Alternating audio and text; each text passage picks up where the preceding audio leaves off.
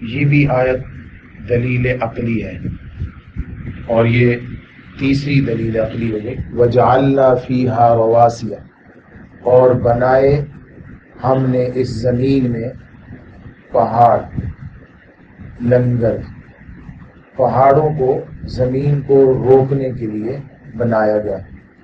یعنی زمین ہر وقت دو طریقوں سے روٹیٹ کر رہی ہے، چکر لگا رہی ہے، اور اتنی زیادہ رفتار سے لگا رہی ہے کہ اگر اس رفتار سے ہم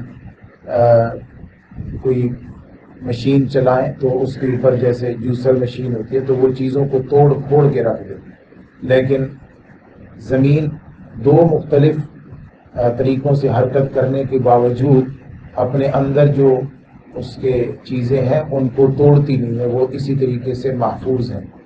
اس کی وجہ کہ اللہ رب العزت نے اس کے اندر پہاڑ اس طریقے سے بنائے ہیں کہ وہ چیزوں کو آپس میں مکس ہونے سے روکتے ہیں باوجود اتنی زیادہ رفتار کے۔ رواسی پہاڑ، بلند و بالا پہاڑ، شامخات۔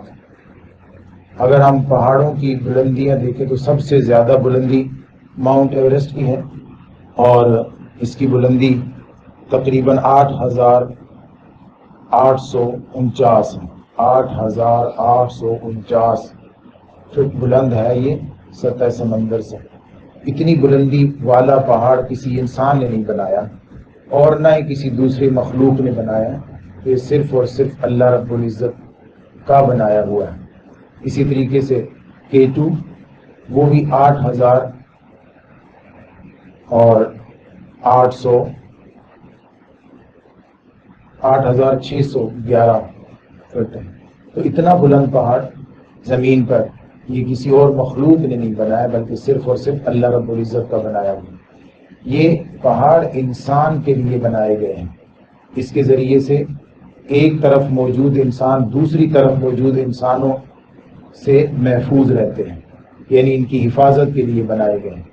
پہاڑ اس لیے بنائے گئے ہیں کہ جب بادل ہوا کے اوپر سوار ہو کر یہاں سے گزرتے ہیں تو پہاڑ انہیں اور زیادہ پھیلا دیتے ہیں۔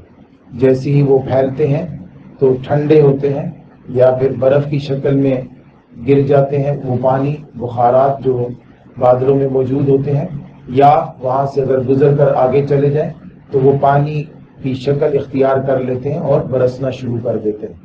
پہاڑوں کے اوپر موجود درخت جس میں سے لکڑی حاصل کی جاتی ہے، پہاڑوں کے اوپر موجود درخت جن سے مختلف قسم کی ادویات اور جڑی بوٹیاں لے کر دوائیاں بنائی جاتی ہیں، مختلف قسم کے درخت جن پر موجود پھل انسان کے لیے ہیں، انسان کے رزق کے لیے، کھانے کے لیے ہیں، تو گویا کہ یہ پہاڑ انسانی زندگی میں اہم رول ادا کر رہے ہیں، اور یہ انسان نے خود نہیں بنائے بلکہ اس کی خدمت کے لیے اللہ رب العزت نے بنائے ہیں، اللہ رب العزت کے بنائے ہوئے ہیں۔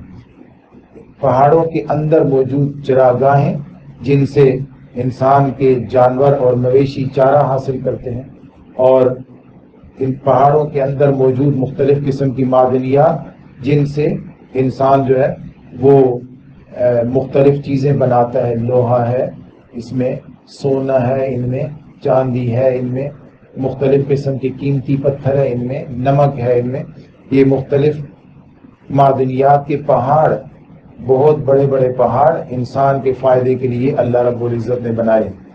اور جب ہم دیکھتے ہیں پہاڑوں کو تو یہ پہاڑ جو ہے وہ انسان کی انرجی کا ذریعہ ہے، انسان کی طاقت کا ذریعہ ہے، انسان کی قوت کا ذریعہ ہے۔ انسان بہت زیادہ اپنی زندگی کی ضروریات پہاڑوں سے پورا کرتا ہے، اور اگر کسی کو کہا جائے کہ آپ کی ضرورت کے لیے میں نے اتنی بڑا ڈھیر جمع کر دیا ہے تو وہ کتنا خوش ہو جائے۔ انسان کو یہ خوشخبری سنائی جا رہی ہے کہ آپ کی ضرورتوں کے ڈھیر اور اتنے بڑے بڑے پہاڑ اللہ رب العزت نے رکھ دیے ہیں، آپ کی ضرورتیں ان سے پوری ہوتی ہیں۔ اللہ رب العزت نے پہاڑوں کو پانی کا ذریعہ بھی بنایا ہے۔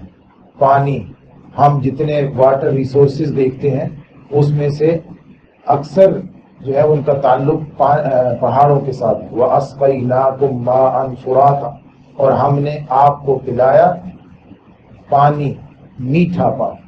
حضور اکرم صلی اللہ علیہ وآلہ وسلم نے جب پانی پیتے آپ صلی اللہ علیہ وآلہ وسلم دعا پڑھتے الحمدللہ الذی سقانا ماء فراتا. تمام شکر اس ذات کے لیے ہے جس نے ہمیں میٹھا پانی پلایا. ولم یجعلہ، اور اللہ رب العزت نے اسے نہیں بنایا نمکین. اللہ رب العزت نے اسے ہمارے گناہوں کی وجہ سے نمکین نہیں بنایا. تو پانی گدلا ہوتا ہے، خراب ہوتا ہے اور کم ہوتا ہے انسان کے گناہوں کی وجہ سے. اگر انسان گناہ کرتا ہے تو اللہ رب العزت نے بہت بڑی نعمت اسے جو عطا کی ہے اسے اللہ رب العزت پھر اس سے محروم کر دیتا. وَأَسْقَيْنَاكُمْ، اور ہم نے آپ کو پلایا ماء فراتا، میٹھا پانی. یہ ایک اور عقلی دلیل ہو گئی، چوتھی عقلی دلیل کہ پانی کس نے بنایا ہے. پانی جو صاف ہوتا ہے اگر ہم اس کو دیکھیں کہ سورج کی گرمی سے ہی، جو سورج کی تپش ہے اسی سے وہ دوبارہ گیسز میں کریک ہو جاتا ہے، دوبارہ گیسوں میں تبدیل ہو جاتا ہے. اور جتنے بڑے بھی سمندر ہوں ان کے اوپر، ان کے سرفیس پہ جیسی دھوپ لگتی ہے تو دوبارہ وہ گیس دونوں گیسز میں تبدیل ہو کر اڑ جاتا ہے اور صاف ستھری گیسز اڑتی ہیں. بے شک سمندر کتنا نمکین کیوں نہ ہو، بے شک سمندر کے اندر کتنی ہی چیزیں مردار کیوں نہ پھینکی گئی ہوں، کتنا ہی اس سے بدبو اور تعفن کیوں نہ اٹھ رہا ہو، جب پانی اٹھتا ہے تو وہ دو صاف ستھری گیسز کی شکل میں اٹھتا ہے اور پھر دوبارہ وہ صاف ستھرا ہو کر انسان کو عطا کیا جاتا ہے. تو انسان کو بتایا جا رہا ہے کہ یہ جو نظام بنایا گیا پانی کا یہ کسی اور نے نہیں بنایا، یہ صرف اور صرف اللہ نے بنایا اور آپ کے لیے بنایا. اسقیناکم، ہم نے آپ کو پلایا ہے، ہم نے بنایا ہے اور آپ کے لیے بنایا ہے. تو اس پر شکر بنتا ہے. اس لیے نبی اکرم صلی اللہ علیہ وسلم یہ دعا پڑھا کرتے تھے. وَيْلٌ يَوْمَئِذٍ لِّلْمُكَذِّبِينَ، تباہی ہے اس دن ان جھٹلانے والوں کی. اللہ کی ان نعمتوں کو جو جھٹلائے اور اس پر شکر ادا نہ کرے، اس کا اگر وہ یہاں بچ گیا تو وہ ایک دن آنے والا ہے قیامت والا، اس دن اس کے لیے تباہی ہوگی. اللہ رب العزت ہمیں آج ہی اپنی ان نعمتوں پر شکر گزاری کی توفیق عطا فرمائے.